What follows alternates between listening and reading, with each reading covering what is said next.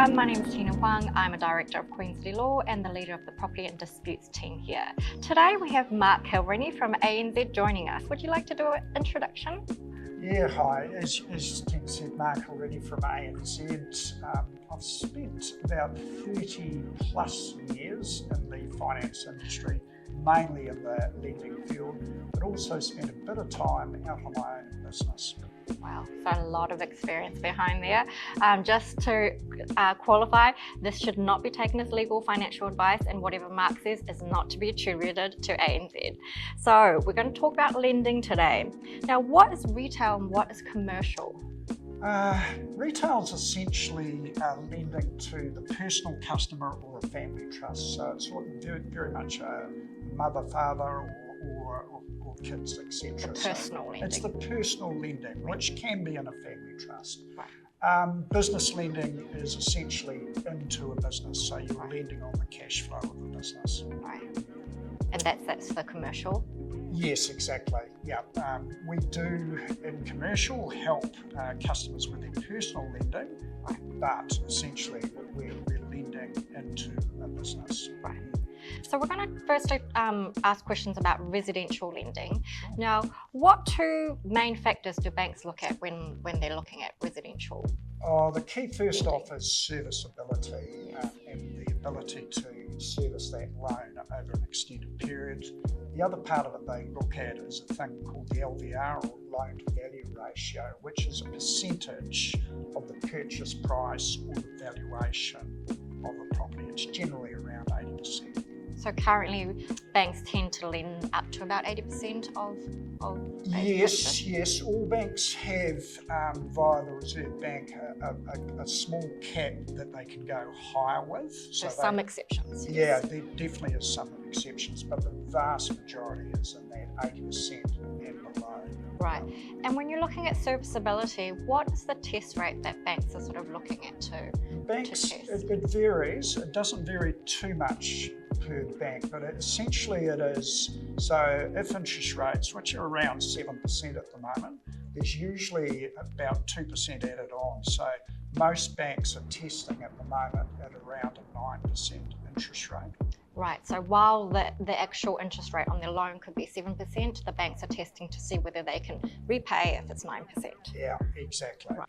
So what else do you think a borrower could do to show to the bank that they're a good customer or that they're going to be a good borrower? Anything you're doing in terms of taking out credit or anything in the background all gets pulled out into essentially a credit score. So best thing you can do is keep clean in terms of making sure you make all your payments in terms of utilities, all that sort of side of things. So for commercial lending, you're thinking about small businesses like a cafe, restaurant, IT business.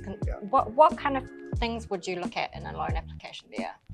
Look, it depends if it's a startup through to whether it's a very large business that's already operating and looking for lending. But for startups, you're usually looking for what's their business plan, what's their point of difference in terms of where they're going to take that business, how are they going to service any borrowing. So often you're going to ask for a cash flow forecast or something like that from them. The key is business plan, but also just the research and the experience they bring to going into that field. And would they need security, like a property, or can they get loans without having a house? No, they definitely can, and it can vary considerably depending on the type of business. If it's an existing business with a strong balance sheet, they can borrow quite a bit in that area. But yes, you can, is the short answer. And do banks have a preferred field of business? No, but they often have what they call a business writing strategy. So they'll have areas where they'll definitely lend lots into. There'll be other areas where they'll lend into, but with a bit more caution. Can we have some examples of which would be a risky and non-risky sort of? Well, businesses now that have a high environmental impact, so banks will be looking closely at that in terms of what are the mitigants around that, if any. So, yep, definitely in that area. Areas that could potentially do harm health-wise and stuff like that, they're increasingly looking very strongly at those sort of things as well. So if I was a super talented tradie with some contracts lined up, or a talented nail salon with lots of followers, would that make a difference and strengthen my application? I think it can do, actually, to be honest, because if they've got a point of difference going into a business, yes, it can make a difference.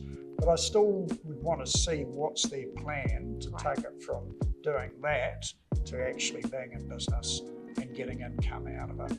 And does a business plan need to be done by an accountant or an advisor, or can it be done by themselves? For small startups, I actually prefer it done by the individual, to be honest, because you're actually getting really from the horse's mouth what they're planning to do, often from an accountant. It's all made up. Well, it's not made up, but it's packaged. It's packaged up, and it's actually good to understand what that person is wanting to achieve and how they're going to go about it, really. Moving on to construction.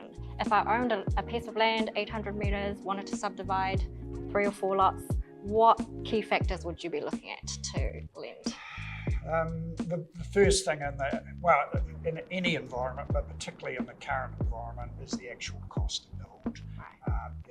Have you done your numbers in terms of what it's going to cost, etc.? So the costing of the whole thing is the first critical stage. Unfortunately, particularly those small ones, you get a lot of people going in, as you well know, who don't have that experience in the field. Or who think it's going to cost a lot less than it actually is. Exactly. Right. So we look very closely at the costings, and we also have quite a significant on top of what we consider those costings will be. So you'll put a contingency buffer in there? Yeah, which is often as much as 20%. 20%, yeah. Wow. So the cost to build, the value of the security, would you be looking at pre-sale contracts? Yeah, generally, even in that space, because unless they've got income that they could service that lending from outside, most people are not going to have that. So you would definitely be looking for pre-sales. And are you seeing many developers applying for loans now, or has the numbers dropped? They've dropped considerably. So with rising interest rates, build costs going through the roof, they've dropped. We're starting to see a tickle coming back through now, more the experienced developers. But yeah, it's just signs that it's starting to pick up again. Right. So it is a difficult market, isn't it? Would you say we're in a recession, or is it still a cost of living crisis? No, it is definitely a recession. I mean, particularly the last couple of months, the retail figures we see and stuff like that is really biting at the moment. So I would definitely describe it as a recession. Terrible word, but it is. Yeah. So if people are in trouble, do you think it's better to be proactive and contact the bank earlier? 100%. Yeah, that's for both businesses and personal. Start talking to your bank, because what often happens by the time they come, if they don't do it early, it's actually quite hard to do anything. Yeah, to do anything. Whereas if they talk early, there's strategies we can put in place to help. And would you be offering interest-only periods, mortgage holidays, and yeah, they do all those sort of things. So we have specialist teams who are really wrapped around people and that sort of thing.